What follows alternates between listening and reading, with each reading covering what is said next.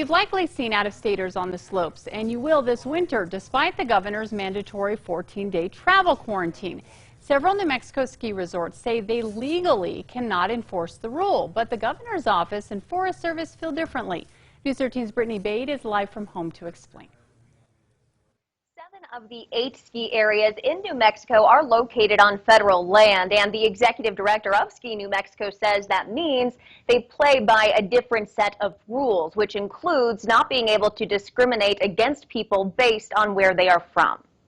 We do want to follow all the state guidelines, and we will do that. However, it becomes very suspect for us to, at the ticket window or as people arrive, then to check IDs. I mean, you can't even check IDs when you go to vote.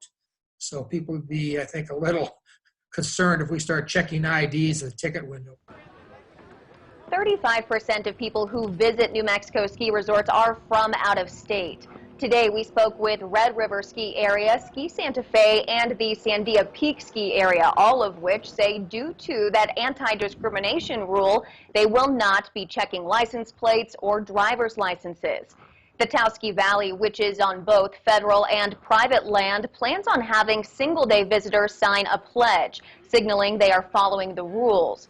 The owner of Ski Santa Fe and Sandia Peak Ski Area says this is not the first time he has been blocked by that anti-discrimination rule. A few years ago, we wanted to do a locals day where we were going to give, a significant discount on lift tickets to New Mexico residents, and we were not allowed to do that from the federal government because they considered it discrimination. In response, the governor's office says these ski areas are businesses licensed by the state, requiring them to follow and inform visitors of state rules, including the travel quarantine. Now, the U.S. Forest Service also telling us the state can enforce state orders on federal land. Back to you.